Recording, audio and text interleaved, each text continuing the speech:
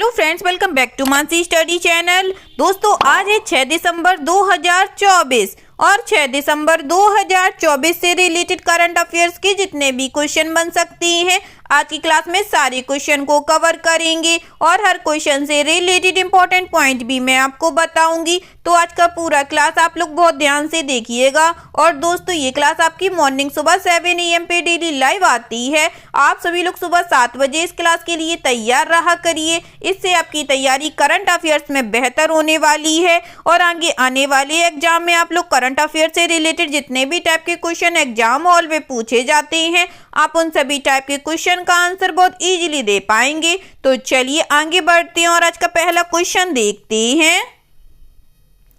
आज का पहला क्वेश्चन लिखा है, रक्षा मंत्रालय ने INS विक्रमादित्य के शॉर्ट रिफिट और ड्राई डॉकिंग के लिए किस कंपनी के साथ 1207.5 करोड़ रुपए की कुल लागत पर अनुबंध किया है? The ministry of defence signed a contract with which company for short refit and dry docking of INS Vikramaditya at an overall cost of rate 1207.5 crore. First option है Mazagon dock ship builders, second option है Hindustan shipyard, third option है ABG shipyard, fourth option है Cochin shipyard limited.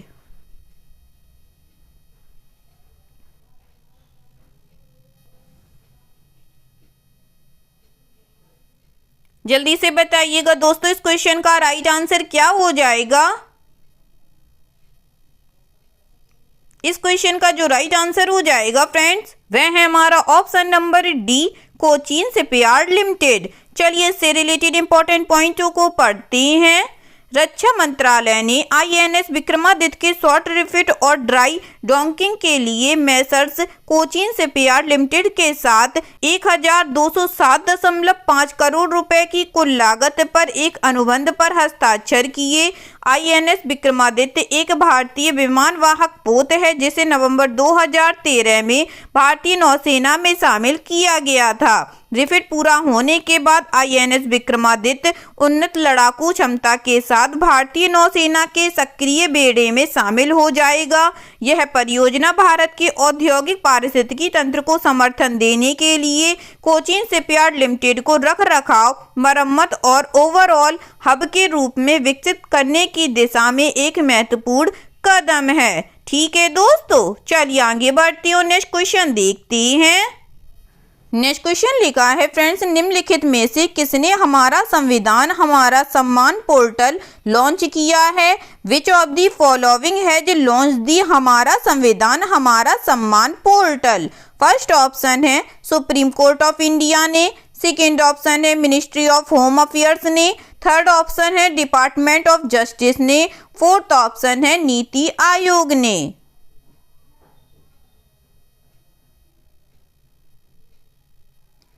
जल्दी से बताइएगा दोस्तों, निम्नलिखित में से किसने हमारा संविधान हमारा सम्मान पोर्टल लॉन्च किया है? इस क्वेश्चन का जो राइट आंसर हो जाएगा फ्रेंड्स, वह है हमारा option number C, department of justice ने। चलिए इससे रिलेटेड इंपॉर्टेंट पॉइंटों को पढ़ते हैं। न्याय विभाग भारत के गणतंत्र के रूप में 75वें वर्ष तथा भारत के संविधान को अपनाने का जश्न मनाने के लिए हमारा संविधान हमारा सम्मान नामक एक अखिल भारतीय वर्ष भर चलने वाला राष्ट्रव्यापी अभियान लागू कर रहा है। इस अभियान की शुरुआत 24 जनवरी 2024 को भारत के माननीय उपराष्ट्रपति द्वारा की गई थी। इसके बाद अभियान की विकेंद्रीकृत पहुंच सुनिश्चित करने के लिए क्रमशः बीकानेर राजस्थान में 9 मार्च 2024 को, प्रयागराज उत्तर प्रदेश में 16 जुलाई 2024 को और गुवाहाटी असम में 19 नवंबर 2024 को 3 क्षेत्रीय कार्यक्रम आयोजित किए गए हैं। ठीक है दोस्तों, चलिए आगे बढ़ते हैं और नेक्स्ट क्वेश्चन देखते हैं। नेक्स्ट क्वेश्चन लिखा है फ्रेंड्स, भारतीय तटरक्षक बल ने कोच्चि तट पर राष्ट्रीय समुद्री खोज और बचाव अभ्यास का कौन सा संस्करण आयोजित किया है? The Indian coast guard conducted which edition of the national maritime search and rescue exercise off the Kochi coast.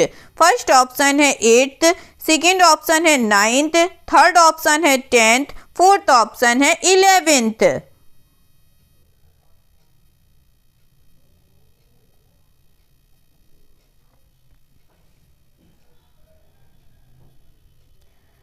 बताइएगा फ्रेंड्स। भारतीय तटरक्षक बल ने कोच्चि तट पर राष्ट्रीय समुद्री खोज और बचाव अभ्यास का कौन सा संस्करण आयोजित किया है? इस क्वेश्चन का जो राइट आंसर हो जाएगा फ्रेंड्स, वह है हमारा ऑप्शन नंबर डी 11th। ठीक है दोस्तों, चलिए इससे रिलेटेड इंपॉर्टेंट पॉइंटों को पढ़ते हैं। भारतीय तटरक्षक बल ने कोच्चि तट पर 11वां राष्ट्रीय समुद्री खोज और बचाव अभ्यास आयोजित किया है। इस अभ्यास का उद्घाटन रक्षा सचिव राजेश कुमार सिंह ने किया और इसमें समुद्री सुरक्षा तथा खोज एवं बचाव कार्यों में तटरक्षकों की विशेषज्ञता का प्रदर्शन किया गया। इस साल की थीम है फ्रेंड्स, क्षेत्रीय सहयोग के माध्यम से खोज और बचाव क्षमताओं को बढ़ाना। ठीक है दोस्तों, आगे बढ़ते हो, नेक्स्ट क्वेश्चन देखते हैं। नेक्स्ट क्वेश्चन लिखा है फ्रेंड्स, कोलकाता अंतर्राष्ट्रीय फिल्म महोत्सव के 30वें संस्करण में निम्नलिखित में से कौन सा देश फोकस देश होगा? Which of the following countries will be the focus country in the 30th edition of the Kolkata International Film Festival? First option है जापान, सेकेंड ऑप्शन है फ्रांस, थर्ड ऑप्शन है साउथ कोरिया, फोर्थ ऑप्शन है Denmark.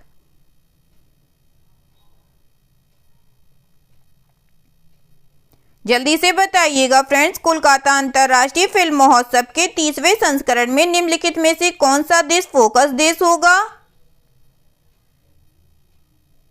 इस question का जो right answer हो जाएगा friends, वह है हमारा ऑप्शन नंबर बी फ्रांस देश। चलिए इससे रिलेटेड इंपॉर्टेंट पॉइंटों को पढ़ते हैं। 4 दिसंबर से शुरू होने वाले कोलकाता अंतर्राष्ट्रीय फिल्म महोत्सव के 30वें संस्करण में 29 देशों की 175 फिल्मों की घोषणा की गई तथा फ्रांस को इस वर्ष के फिल्म महोत्सव का फोकस देश घोषित किया गया। इस सूची में 42 फीचर फिल्में, प्रतिस्पर्धी श्रेणियों में 30 लघु फिल्में और वृत्त चित्र तथा गैर प्रतिस्पर्धी श्रेणियों में 103 फिल्में शामिल हैं। 5 से 11 दिसंबर के बीच शहर के विभिन्न हिस्सों में 20 स्थानों पर स्क्रीनिंग की जाएगी। ठीक है दोस्तों, आगे बढ़ती हूँ, नेक्स्ट क्वेश्चन देखते हैं। नेक्स्ट क्वेश्चन लिखा है फ्रेंड्स, हिंदू और जैन समुदायों में पारंपरिक रूप से शादियों में पहने जाने वाले घर चोलों को हाल ही में भारत सरकार से भौगोलिक संकेत या जीआई टैग मिला है। यह किस राज्य से संबंधित है? घर Cholas traditionally worn at wedding in Hindu and Jain communities has recently received the geographical indication or GI tag from the government of India. It is related to which state? First option है Maharashtra, second option है Gujarat, third option है Bihar, fourth option है राजस्थान।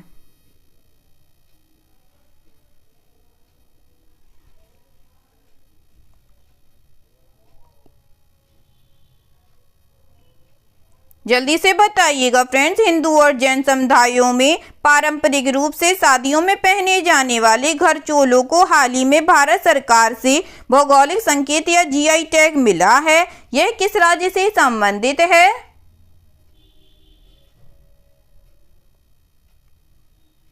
इस question का जो right answer हो जाएगा friends, वह है हमारा ऑप्शन नंबर बी गुजरात से। चलिए इससे रिलेटेड इंपॉर्टेंट पॉइंटों को पढ़ते हैं। हिंदू और जैन समुदायों में विवाह समारोह में पारंपरिक रूप से पहने जाने वाले गुजराती घर चोलों को भारत सरकार से भौगोलिक संकेत या जीआई टैग प्राप्त हुआ है। भारत सरकार के कपड़ा मंत्रालय के हथकरघा विकास आयुक्त द्वारा आयोजित नई दिल्ली में जीआई एंड बियॉन्ड विरासत से विकास तक कार्यक्रम में गुजरात को घर चोला हस्तशिल्प के लिए प्रतिष्ठित जीआई टैग प्रदान किया गया। यह गुजरात को मिला 27वां जीआई टैग है। घर चोलों को जीआई मान्यता मिलना गुजरात की अपनी समृद्ध कलात्मक विरासत की रक्षा करने की प्रतिबद्धता को दर्शाता है। ठीक है दोस्तों, चलिए आगे बढ़ती हूँ, नेक्स्ट क्वेश्चन देखते हैं। नेक्स्ट क्वेश्चन लिखा है फ्रेंड्स, सिद्धार्थ कौल ने हाल ही में संन्यास की घोषणा की है, वह किस खेल से संबंधित थे? Siddharth Kaul has announced his retirement recently, he was related to which sport? First option है क्रिकेट, सेकेंड ऑप्शन है फुटबॉल, थर्ड ऑप्शन है हॉकी, फोर्थ ऑप्शन है रेसलिंग।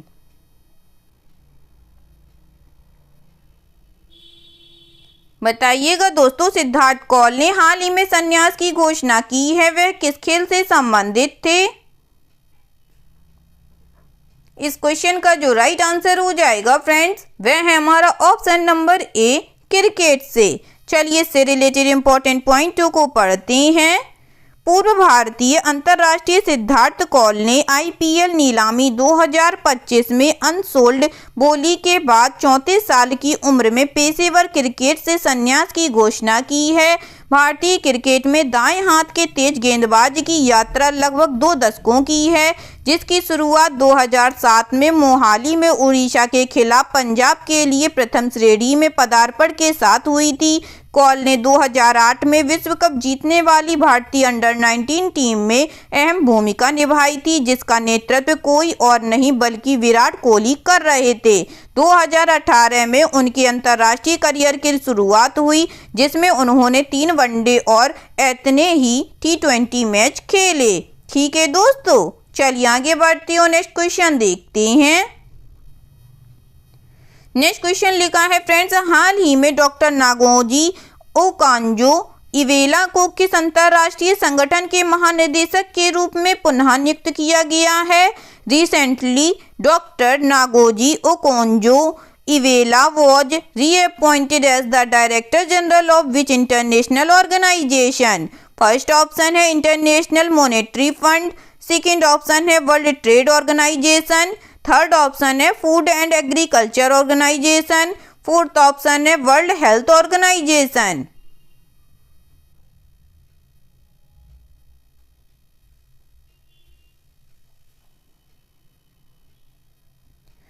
बताइएगा दोस्तों, इस क्वेश्चन का राइट आंसर क्या हो जाएगा?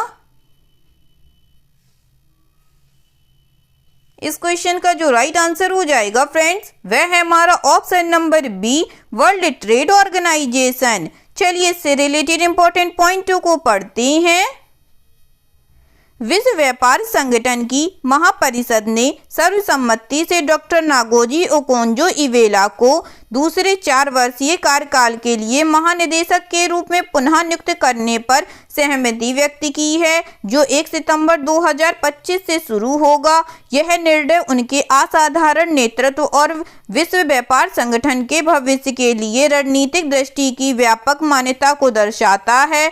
WTO के अनुसार नागोजी ओकोंजो-इवेला ने पहली बार 1 मार्च 2021 को महानिदेशक का पद संभाला, जिसके साथ ही वे WTO का नेतृत्व करने वाली पहली महिला और पहली अफ्रीकी बन गईं। उनका पहला कार्यकाल 31 अगस्त 2025 को समाप्त होगा। ठीक है दोस्तों, चलिए आगे बढ़ती हूँ, नेक्स्ट क्वेश्चन देखते हैं।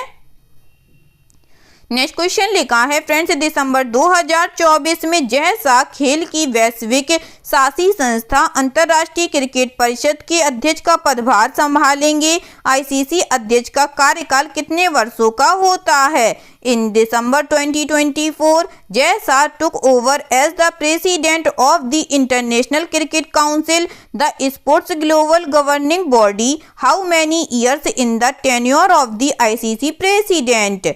फर्स्ट ऑप्शन है 2 ईयर्स, सेकेंड ऑप्शन है 3 ईयर्स, थर्ड ऑप्शन है 4 ईयर्स, फोर्थ ऑप्शन है 5 ईयर्स।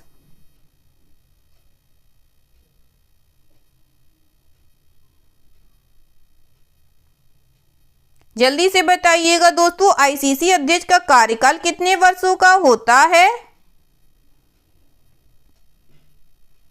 इस क्वेश्चन का जो राइट आंसर हो जाएगा फ्रेंड्स, वह है हमारा ऑप्शन नंबर बी, 3 ईयर्स का। ठीक है दोस्तों, चलिए इससे रिलेटेड इंपॉर्टेंट पॉइंटों को पढ़ते हैं। जैसा ने खेल की वैश्विक शासी संस्था अंतर्राष्ट्रीय क्रिकेट परिषद के अध्यक्ष का पदभार संभाल लिया है।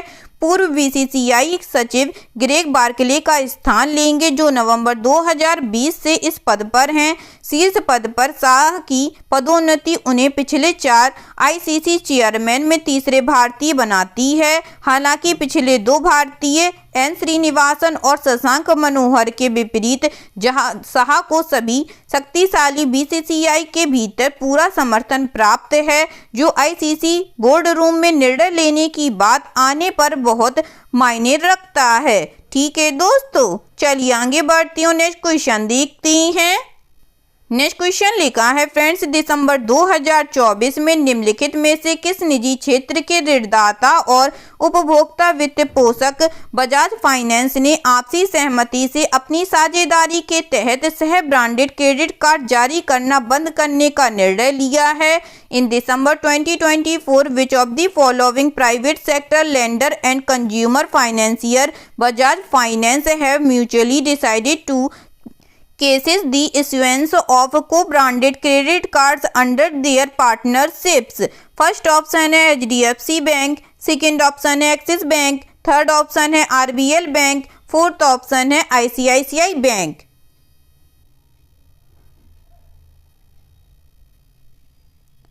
जल्दी से बताइएगा दोस्तों, दिसंबर 2024 में निम्नलिखित में से किस निजी क्षेत्र के ऋणदाता और उपभोक्ता वित्त पोषक बजाज फाइनेंस ने आपसी सहमति से अपनी साझेदारी के तहत सह ब्रांडेड क्रेडिट कार्ड जारी करने बंद करने का निर्णय लिया है?